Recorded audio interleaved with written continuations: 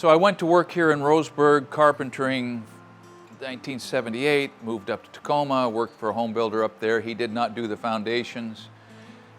And then I moved to Wyoming, and I worked back there for a couple of guys who really knew how to do it. And they had different optical instruments, and they had water levels, and we set the grades and we did the work.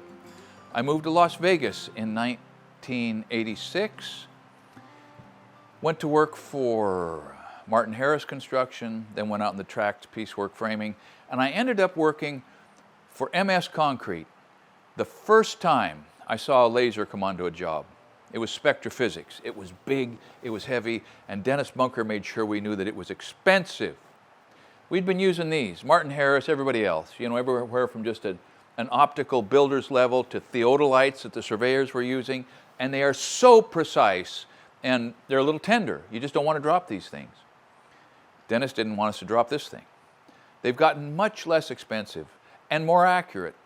This thing, the receiver on this represents as shooting within an eighth and shooting within a quarter. Well, you know what? Most of the time that's all you need. But sometimes, as I hope we can demonstrate right here in the shop, you need it to be doggone it just right. So the reasons for two accuracy settings are demonstrated right here. Digging dirt, shooting grades when you're excavating, plus or minus a quarter is way closer than you're ever going to make it. And setting batter boards and setting the forms themselves, plus or minus a 16th is not as good as you would like. What I have here is two machines for establishing a level grade. No slopes, no anything except level grades. This one, this laser is working all by itself. I don't think I want to be looking at that. Sending out an invisible laser beam that is recognized by the rod eye. This clamps to a stick and you can shoot grades by yourself. One guy working wherever he wants within, I don't know, maybe 200 feet, 300 feet. It'll pick up the signal from this and you will get instrument height. Handy. This, on the other hand, is an optical builder's level that takes a person standing back here, looking through the crosshairs and telling the person over there whether it's up or down to get exactly where that little bitty telescopic superfine line is representing the level to be. Instrument height here, instrument height there. What I want to talk about is how that instrument height is recognized and how accurate or inaccurate it might be 30, 80, 150 or maybe 300 feet out across the job site. Yep. Okay, down, down, down, stop, up, there. Yep. That good? Yep, that's perfect. It's about as level as it gets.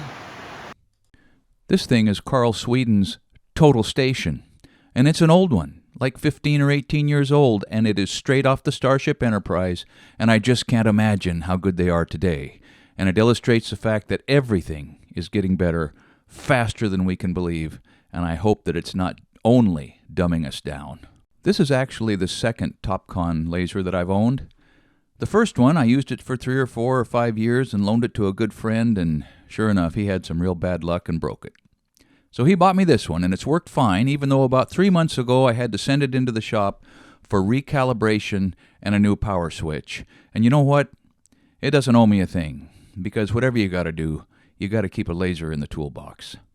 So whether you're using a 35-year-old Nikon instrument like this one, a much older one, or a brand new one, you got to spend as much time as it takes to get that thing dead level if you want to be able to trust your results.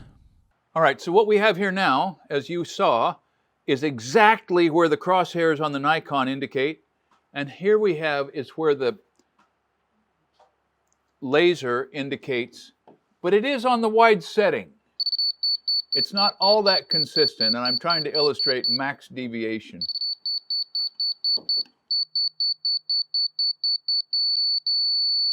So we're a 1/16 of an inch below the mark.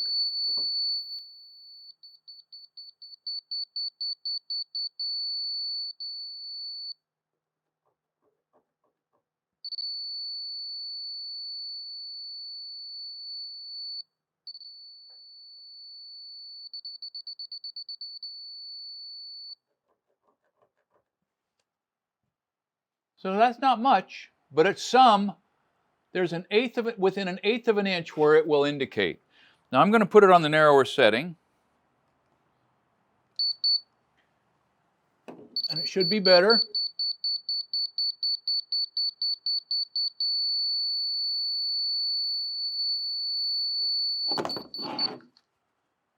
So we have a better accuracy of getting to its original mark, which is right there. I mean, we're a little below and a little above, or a little below and more above. But the takeaway is this: we're only 35 feet from the sending units. You get out further onto the site, that's going to grow. That is going to grow. But at some level, so what? Because in the overwhelming majority of cases, it is really good, close enough. And it is always way less than half the money. Instead of a man at the sending unit, at the instrument, and a man out in the field, you've got a laser working away, can service however many receivers you want to have on the job. So cost-benefit analysis, the laser is nearly impossible to beat. Accuracy, if you want to set leveling bolts for machinery or maybe foundations in a substation where the tolerances are 0, or any number of other situations where doggone it, only perfect is what we can accept. And you better get some sort of an optical instrument, have 2 guys working who know how to use it, and make it perfect. Because if you shoot small, you miss small. And setting concrete forms is subjective and tricky enough without starting out maybe 3/16 of an inch away from where you think you want to be. Thanks for watching Essential Craftsman, and keep up the good work.